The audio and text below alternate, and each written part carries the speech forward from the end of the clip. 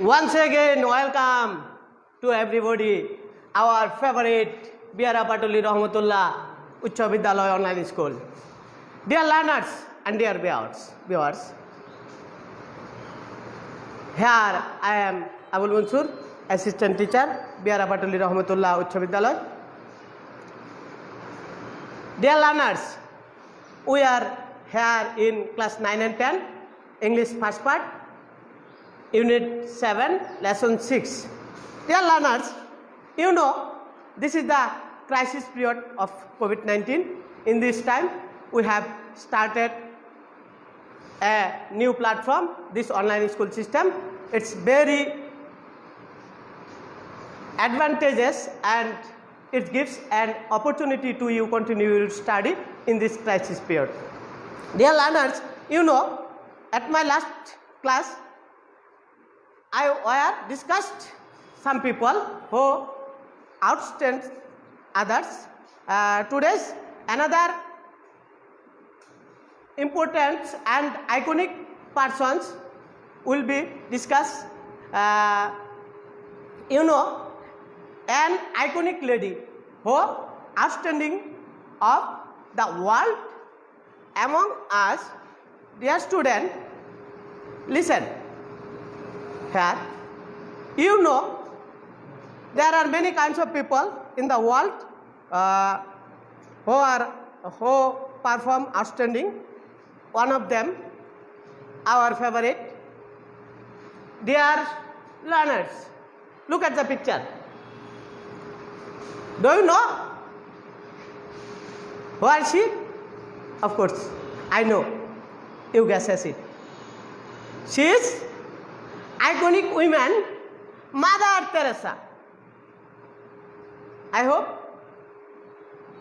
you know. Our English first part books, page number 102. You should open the book and keep note and other necessary things with you. Dear learners, this passage is very important for you upcoming examination. If you complete this passage properly, you can cut a good figure upcoming examination. So now I am going to start my lessons, Mother Teresa. Unit 7, Lesson 6. Today's topic is love for humanity. Love for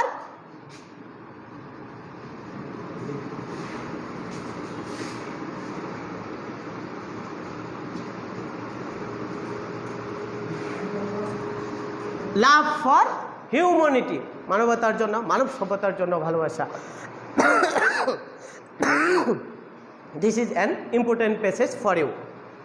I am going to read whole the passage. Mother Teresa was moved by the sight of the sick and dying on the streets of Kolkata. যে কলকাতা রাস্তায় সে অসহায় এবং মুমূর্ষু রোগীদের উপস্থিতি দেখে সে বিমর্ষ হয়ে গিয়েছিল. She founded a home for the dying, destitute and named it Nirmal Hriday, mean pure heart. Attention here, যে এই ভদ্র মহিলা এই বিষয়গুলি উপলব্ধি করে, এই বিষয়গুলি দেখে তিনি কলকাতায় একটি বাড়ি স্থাপন করেন, যেটার নাম দেন তিনি নির্মল হৃদয়, that means pure heart. Pure heart.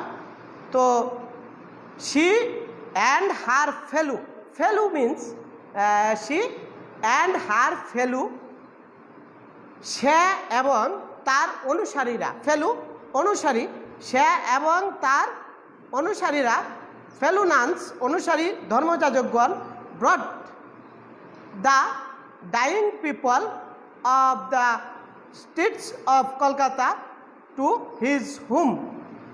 যে সে এগুলিকে এই লোকদেরকে সে এবং তার অনুসারীরা এই অসহায় লোকদেরকে কলকাতা রাস্তা থেকে তুলে ওনার বাড়িতে নিয়ে আসতেন, এই বাড়ি নিয়ে এসে যত্ন করতেন। তো উনি যে প্রতিষ্ঠানটা নির্মাণ করেছে সেটার নাম হচ্ছে নির্মল হৃদয়, পিওর হার্ট। তাহলে ফাউন্ডার অফ, আমরা বলতে পারি we can say she is the founder of Nirmal Hriday, founder.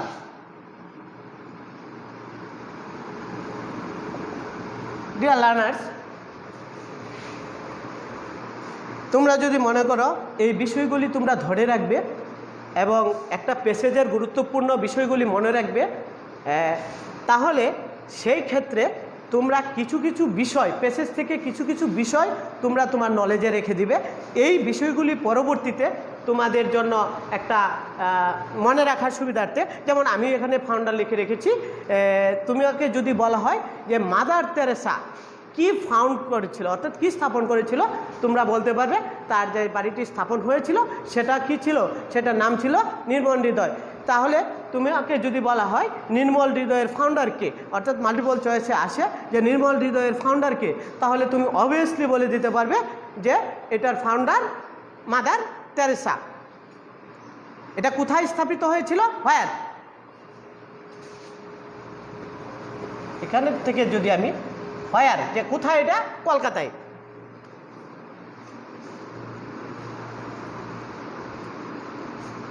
They were lovingly looked after and cared of the street. They were lovingly looked after and cared for, যে তাদেরকে সযত্নে এবং ভালোবাসা দিয়ে, অর্থাৎ ভালোবাসা দিয়ে তাদেরকে কি করা হইতে নিয়ে এসে দেখাশোনা করা হতো, সযত্নে দেখাশোনা করা হতো।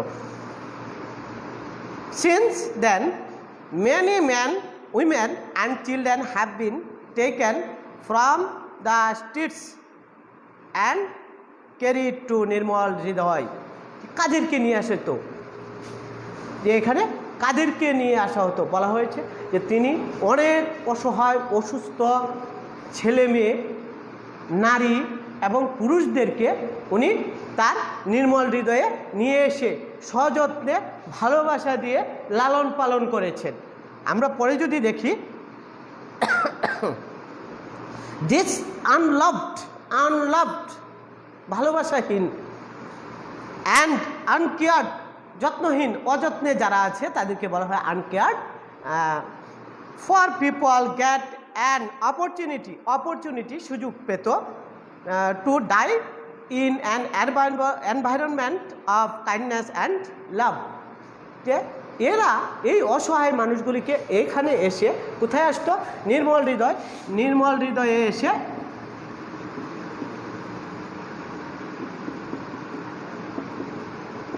এই নির্মল হৃদয়ে এসে তারা কি করত?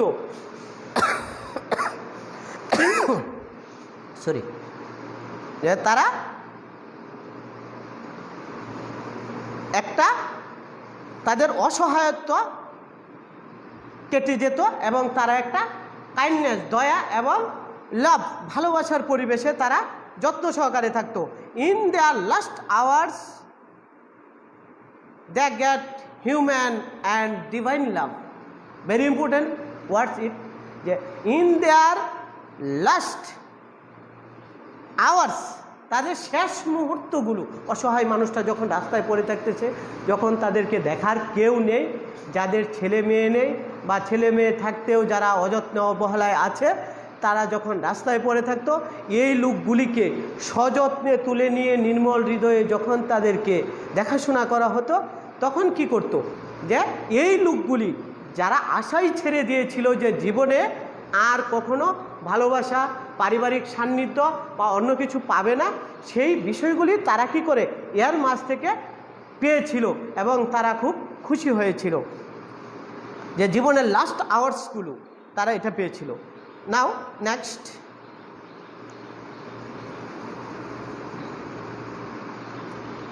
ডিভাইন লাভ, স্বর্গীয় ভালোবাসা, and can feel they are also children of God, যে এখান থেকে তারা নিজেকে ঈশ্বরের সন্তান।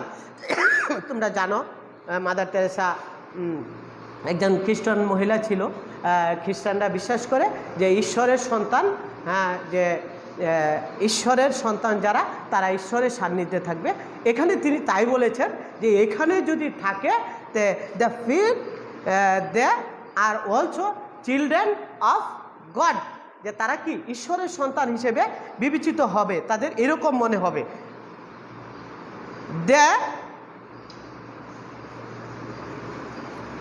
The missionaries of charity try to find jobs for those who survive or send them to homes where they can live happily for some more years in a caring environment. যে এখানে যে সকল অসুস্থরা এখানে থাকতো, তাদেরকে সেবা শুশ্রূষা দেওয়ার পর তাদেরকে কি করে হতো, এই মিশনারিজের যারা নান ছিল, নান সহযোগী ছিল, ওনার নানেরা কী করতো, তাদেরকে খুঁজে খুঁজে চাকরির জোগাড় করে দিত, অথবা পরিবারের মধ্যে দিত, অথবা যাদের কিছু পেত না তাদেরকে ব্যাক করে নিয়ে এসে আবার সেই পারিবারিক ভালোবাসার মধ্য দিয়ে বা জীবনের বাকিটা সময় যাতে অতিবাহিত করে তার ব্যবস্থা করে দিত তারা। এই সেই মহিলা, তোমরা জানো উনি সেই মহিলা যার সারাটি জীবন এভাবেই মানব কল্যাণে, মানব হৈতৈষীতে ব্যয় করেছিল। যাক, আমরা পরবর্তী আলোচনায় ফিরি। রিগার্ডিং কমিটমেন্ট টু ফ্যামিলি, পরিবারের প্রতি ওনার বক্তব্য ছিল এরকম।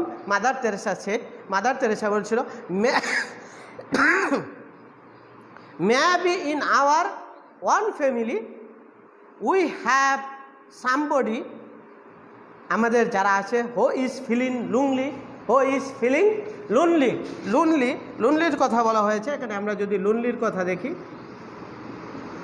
lonely, যে এখানে আছে কি, মাদার তেরেসা বলছিল যে maybe in our family, one family we have somebody, আমাদের কিছু লোক এরকম আছে যে হো ইজ ফিলিং লোনলি, যারা কি করে একাকিত্ব বোধ করে। হো ইজ ফিলিং সিক, কি করতেছে তারা, কি করতেছে, সিক ফিলিং করতেছে, অসুস্থতা বোধ করতেছে। হো ইজ ফিলিং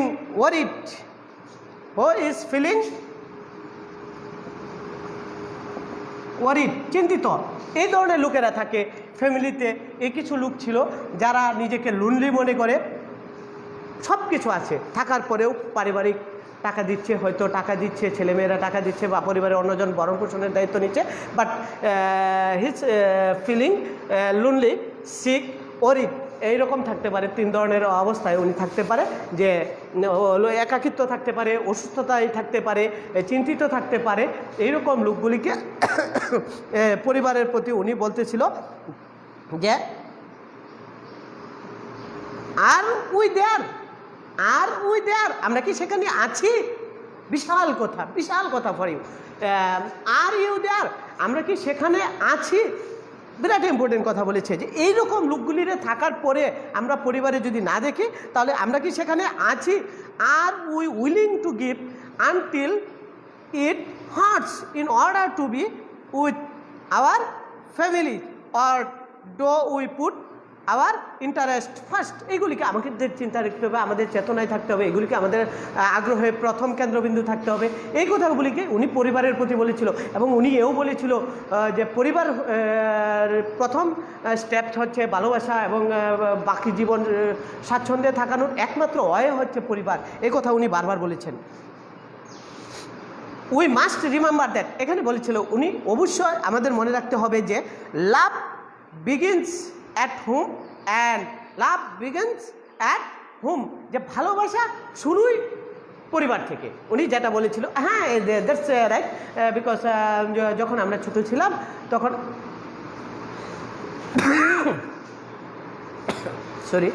তখন আমরা দেখেছিলাম যে আমরা যে পরিবারে থাকি, এই পরিবারে থাকা অবস্থায় আমরা কি করি, ভালোবাসার বাঁধনটা মূলত পরিবার, মা বাবার কাছ থেকে শিখে থাকি। এই জন্য উনিও বলেছেন we must remember that love begins at home and we must also remember that future of humanity passes through the family.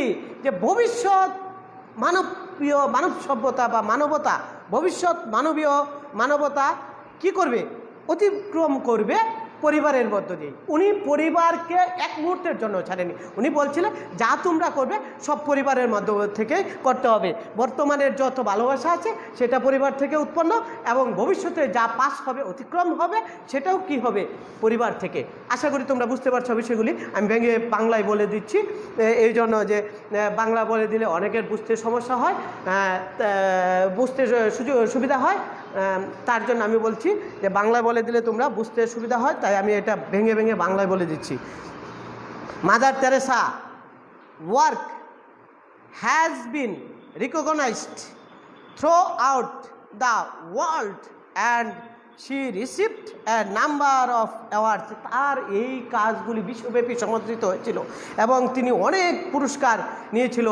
This include, তার মধ্যে আছে the Pope John 23 peace prize. এখানে জন পোপ 23 যে প্রাইজটা পেয়েছিল, তার সাথে সাথে উনি শান্তিতে পিস প্রাইজ 1971। তোমরা যদি এখানে লক্ষ্য করো, পুরস্কারগুলির সালগুলি মনে রাখতে হয় অনেক সময়। 1971-এ কী পেয়েছিল এটা একটু যদি মনে রাখো তোমরা। 1971 the Nehru prize of promotion and international peace and understanding 1972-তে তিনি নেহেরু পুরস্কার পেয়েছিল। 1972-তে উনি কি পেয়েছিল?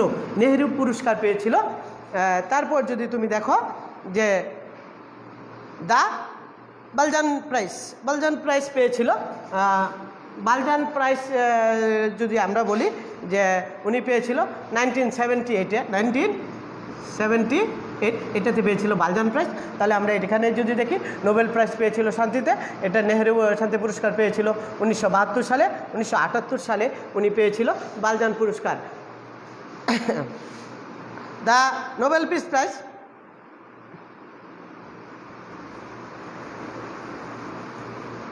1971-এ শান্তি পুরস্কার পেয়েছিল। নোবেল পিস প্রাইজ পেয়েছিল উনি 1979 সালে। নোবেল পিস প্রাইজ যে 1979 সালে উনি শান্তিতে নোবেল পুরস্কার পেয়েছিল। And Bharat Ratna, this is an important award from Indian. এটা তোমরা জানো যে ভারতরত্ন পুরস্কারটি ইন্ডিয়া থেকে প্রাপ্ত এবং সম্মাননা পুরস্কার হিসেবে সবচেয়ে দামি পুরস্কার হিসেবে ধরা হয় ভারতরত্ন পুরস্কার। এটা বিশেষ গুণী ব্যক্তিরা, ভারতে জন্ম লাভ করা বা ভারতের বাইরে জন্ম লাভ করা বিশেষ গুণী ব্যক্তিরা এই অ্যাওয়ার্ডটা পেয়ে থাকে, এটা আমরা জেনে থাকি।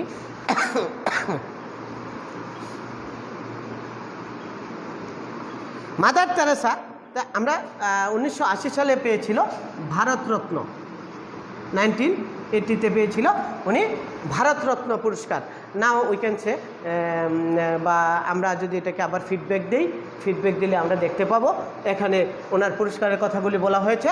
তোমরা আরেকবার দেখে নাও যে 1971-এ উনি কী পুরস্কারটা পেয়েছিল, 1972-তে উনি কোন পুরস্কারটা পেয়েছিল, 1978-এ কোন, তোমাদের মাল্টিপল চয়েসে যে 1 নম্বরে যে 4টা অপশন দেওয়া থাকে সেখান থেকে অনেক সময় পুরস্কারের নাম অথবা সালের নামগুলি উল্লেখ থাকতে পারে ওইখানে, বা এত সালে উনি কী পুরস্কার পেয়েছিল, বা বলা হয়েছিল বালজান পুরস্কার উনি কত সালে পেয়েছে, এরকম বলা হয়ে থাকতে পারে তোমাদেরকে। সেই ক্ষেত্রে তোমরা কি করবে যে এই পুরস্কারগুলি তোমরা ফলো করে নেবে যে 1971-এ উনি পিস পুরস্কার পেয়েছিল, 1972-তে উনি নেহেরু পুরস্কার পেয়েছিল, 1978-এ উনি বালজান পুরস্কার পেয়েছিল, 1979-এ উনি শান্তিতে নোবেল পুরস্কার পেয়েছিল, 1980 যেটা ভারতের সেরা পুরস্কার ভারতরত্ন পুরস্কার পেয়েছিল। আশা করি তোমরা এই 5টা পুরস্কারের কথা তোমরা মনে রাখতে পারবে। এছাড়াও তিনি পোপ ত্রয়োদশ পুরস্কারটা, পোপ জন ত্রয়োদশ পুরস্কার, ত্রয়োবিংশ পুরস্কারটা উনি পেয়েছিল। তা পোপ জন ত্রয়োবিংশ পুরস্কার যেটাকে বলা হয় থাকে, অ্যান্ড ভারতরত্ন পেয়েছিল তিনি 1980-তে। তাহলে আমরা যদি আরেকবার ফিডব্যাকটা দিয়ে থাকি যে এখানে ফাউন্ডার ছিল কোনটা, উনি ফাউন্ডার ছিল নির্মল হৃদয়ের। আবার কোথায় এটা, কলকাতায়। তাই আমরা যদি দেখি যে মাদার তেরেসা বলেছিল ফ্যামিলিতে কিছু লোক থাকে যাদের অবস্থা থাকে lonely, sick, worried, lonely, sick, worried. আমরা যদি এখানে দেখি লোনলি একাকিত্ব, সিক অসুস্থ, ওয়ারিড চিন্তিত। এর পরবর্তীতে ওনার গুরুত্বপূর্ণ যে বিষয়গুলি দেখানো হয়েছে পেসিসটিতে, এই পেসিসটিতে দেখানো হয়েছে যে উনি 1971 সালে একটি পুরস্কার পেয়েছিল। এর আগে উনি একটা পুরস্কার পেয়েছিল, এটা পোপ জন পুরস্কার। ত্রয়োবিংশ পোপ জন যে উনি ছিলেন, ওনার কর্মকাণ্ড এইটার জন্য যে ভ্যাটিকান থেকে যে পুরস্কারটা দেওয়া হয় ওই পুরস্কারটার কথা বলা হয়েছিল। 1971-এ উনি শান্তি পুরস্কার পেয়েছিল ভারত থেকে। 1972-তে উনি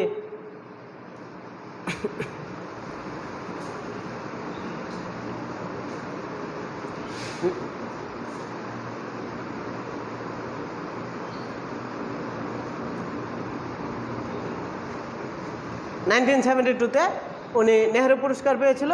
1978-এ ভালজান পুরস্কার পেয়েছিল।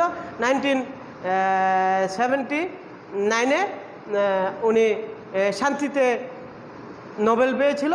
1983-তে উনি ভারতরত্ন পুরস্কার পেয়েছিলেন। Mother Teresa died at the age of 87। At the age of 87, যখন তার মৃত্যু হয়েছিল তখন তার বয়স ছিল 87 বছর। অন 5 সেপ্টেম্বর 1997, যেটা 5 September 1997।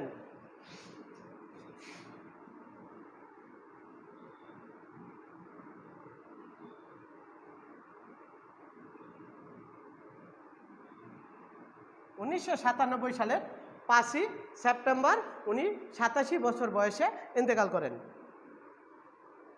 The world salutes her for her love and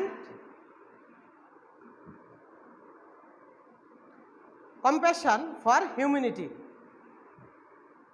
She has taught us how to extend our hand toward those, তিনি দেখিয়ে দিয়েছেন যে ওই লোকগুলির প্রতি আমাদের হাত কিভাবে প্রশস্ত করতে হয়, who need our love and support irrespective of creed, state and religion.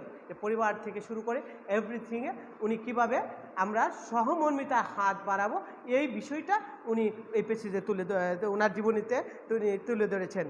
The picture of Mother Teresa depart in a white and bordered sari with a winked face, covered soft eyes and saintly smile live on our mind. এই উনার এই শাড়ি পরা, এই শাড়ি দিয়ে মাথা ঢাকা এই হাসি, মানবতার লিভস ইন আওয়ার মাইন্ড। এই যে ওনার এই সফট আইস, করুণ চাহনি বা নীরব চাহনি বা সকরুণ চাহনির এই চোখ আমাদেরকে ওনার ছবি আমাদের মানসপটে সবসময় এঁকে দিয়ে থাকে। Dear learners, now we are going to discuss the important words of this passage.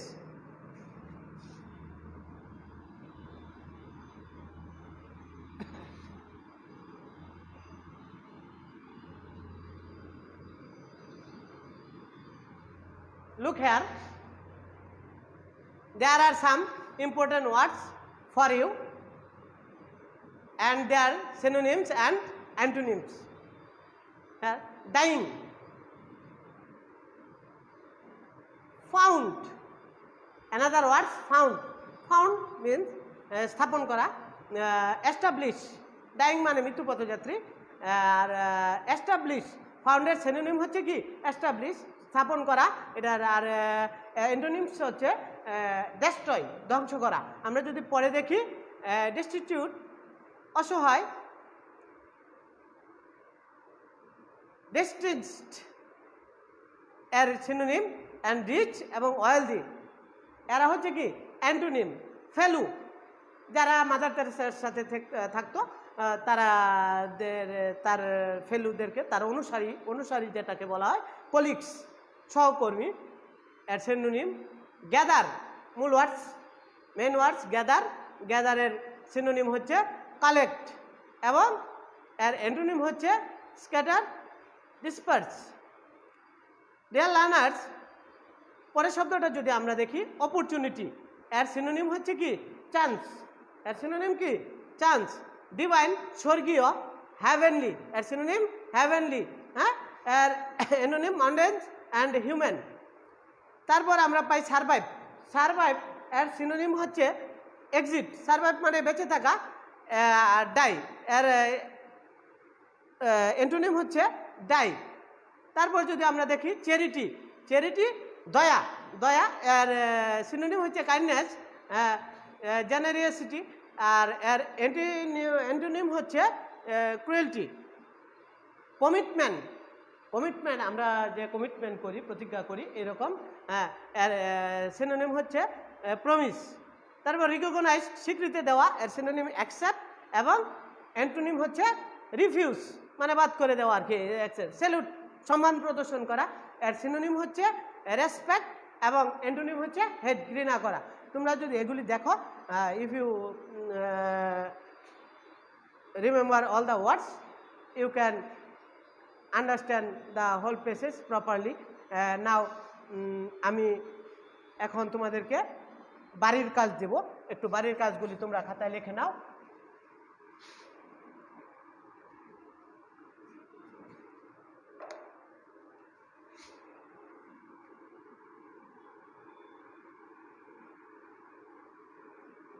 Homework তোমরা যদি বাড়ি দেখে নাও,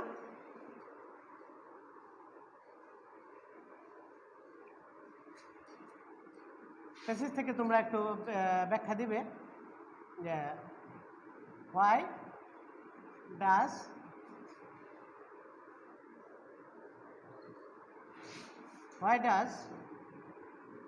the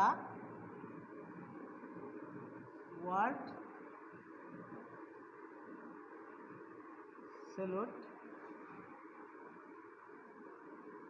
mother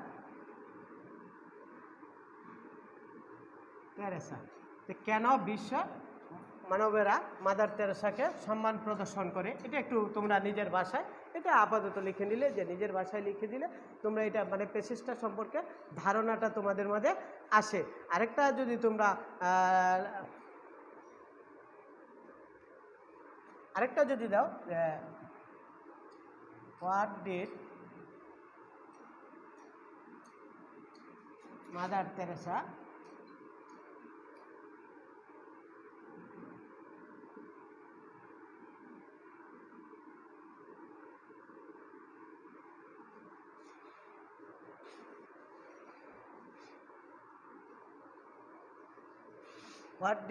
Teresa say about commitment to the family? এই দুইটা প্রশ্ন তোমরা বাড়িতে ট্রাই করবা, যে মাদার তেরেসা তার ফ্যামিলির প্রতি যে আমাদের দায়বদ্ধতা আছে, এই কথাগুলি কি বলেছিল। আশা করি তোমরা সমগ্র প্যাসেজটা ভালোভাবে বুঝতে সক্ষম হয়েছ। তারপরে যদি তোমাদের বুঝতে কোথাও সমস্যা থাকে, তাহলে তোমরা সরাসরি আমার মোবাইলে ফোন দিয়ে অথবা কমেন্টে তোমাদের সমস্যার কথা লিখে জানাতে পারো। তো আশা করব সবাই ভালো থাকবে।